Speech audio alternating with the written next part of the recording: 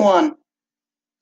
Alors bonjour, aujourd'hui donc je vais vous présenter rapidement une vidéo que je vous avais préparée, hein. Vous pouvez la trouver sur notre chaîne YouTube et c'est une vidéo qui concerne en gros les différents thèmes introductifs qui concernent donc le chapitre de la décolonisation. Donc la décolonisation bien sûr des pays on va dire d'Asie et d'Afrique qui étaient sous domination euh, de pays européens.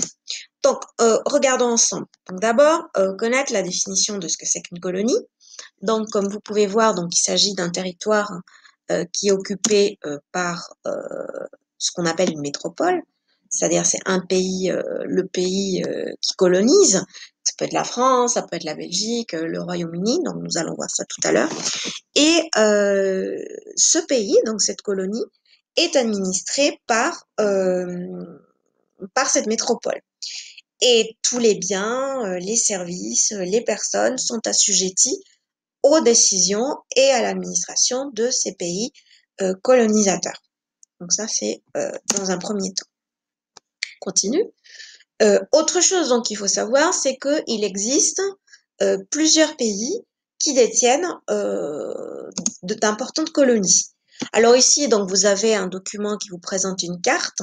Les colonies, les principales colonies, on va dire, que ces pays européens possèdent, se trouvent, comme vous voyez, en tout cas au 19e siècle et au 20e siècle, donc c'est la période qui nous intéresse, se trouvent, donc comme vous voyez ici, en Afrique.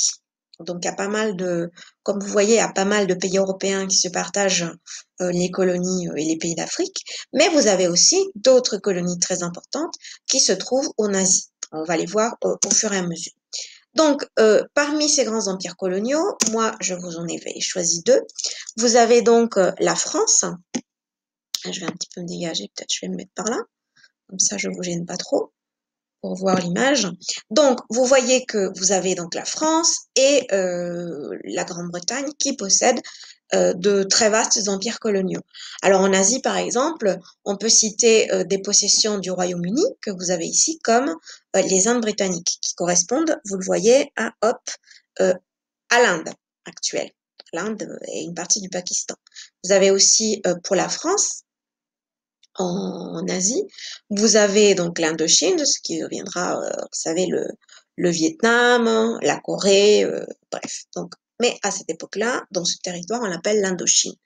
Vous avez ensuite, dans le continent africain, vous avez également d'autres colonies françaises, belges, euh, qui appartiennent aux Pays-Bas, et évidemment à la France. Donc vous avez ici en bleu un territoire plutôt continu qui correspond donc aux colonies françaises.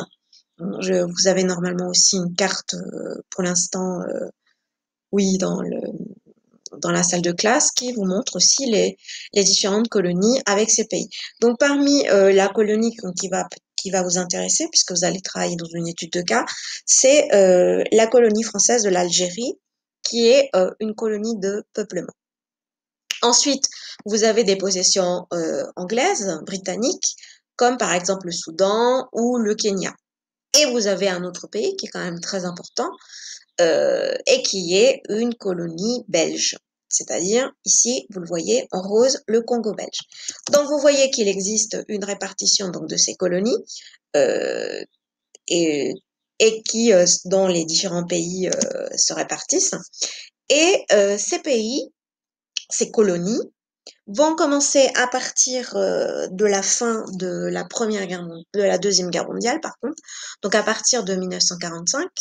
Vous savez que la situation de l'Europe à ce moment-là est particulière, c'est-à-dire que les colonies, pardon, les métropoles sont très fortement touchées par la guerre. Et il y a donc des pertes économiques, des pertes humaines. Donc la situation dans les métropoles européennes et dans les pays européens est au plus mal. Et c'est le moment, on va dire, que choisissent ou que coïncident les mouvements de revendication de liberté à l'intérieur des colonies. Alors, ce mouvement de nationalisme et d'indépendance va tout d'abord commencer, hein, comme je vous l'ai mis ici, c'est sûr, donc c'est à cette date. Donc va commencer d'abord en Asie, hein, notamment dans l'Indochine ou en Inde. Ces pays et des intellectuels de ces pays vont profiter donc de ce moment de faiblesse des puissances occidentales, donc pour un peu commencer à réclamer leur indépendance, à s'organiser et à demander, on va dire, un traitement beaucoup plus juste. Parce que vous savez que les conditions euh, des, euh, des populations des pays colonisés n'étaient pas forcément des plus favorables, hein, surtout les colonies africaines. Ensuite, on va dire que cette vague de mouvements d'indépendance ou de volonté d'obtenir beaucoup plus d'autonomie, beaucoup plus de reconnaissance, va passer donc de l'Asie, hein, comme vous voyez ici, donc va passer de l'Asie. Ce mouvement va prendre de l'ampleur et ensuite va toucher progressivement d'autres régions du monde, comme par exemple les pays d'Afrique. Ok? Donc, nous allons parler alors de différentes vagues de mouvements de décolonisation qui commencent donc, comme je viens de vous le dire, en Asie, hein, ici, par là, par ici, donc qui commencent en Asie et qui vont se terminer, vous allez voir, dans le temps en Afrique. Ok? Donc, nous pouvons poursuivre. Alors, autre chose donc à savoir sur ces décolonisations, c'est que vous allez avoir deux types. Hein. Vous allez avoir en Asie, vous avez bien vu que je vous ai mis la petite fleur pour vous faire comprendre. Donc en Asie, vous allez avoir une décolonisation plutôt négociée, c'est-à-dire entre guillemets pacifique, notamment avec des mouvements de résistance passive. Cela se traduit dans un pays comme l'Inde par des grèves, de ce qu'on appelle la désobéissance civile. Donc ce sont des techniques de combat, puisqu'on peut appeler que c'est un combat aussi, donc de techniques de combat que vont mener certaines populations des colonies pour montrer cette opposition vis-à-vis des pays colonisateurs et de ces métropoles. Par contre, hein, comme vous voyez aussi que je vous ai mis sur la vidéo, il va y avoir donc une seconde vague de décolonisation qui ne va pas forcément être complètement pacifique.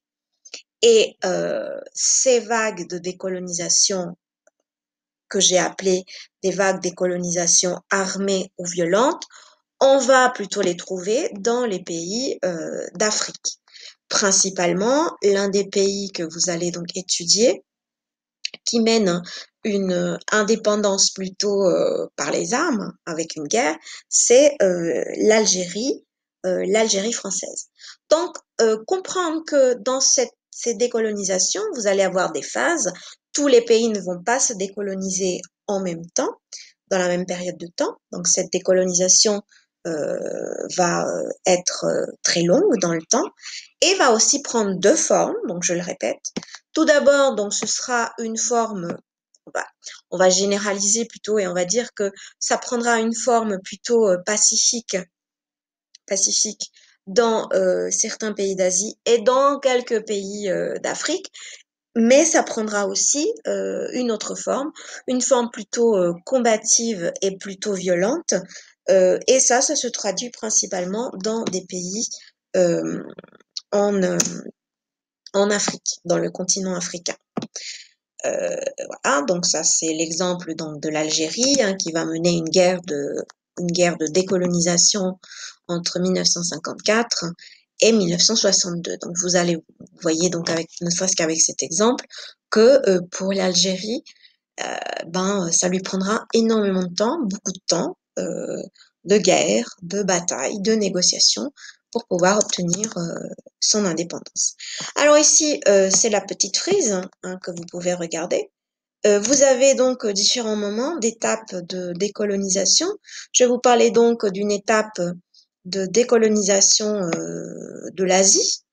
Donc vous avez ici donc le temps qui passe, ça se passe, avec des exemples comme l'Inde, qui va obtenir son indépendance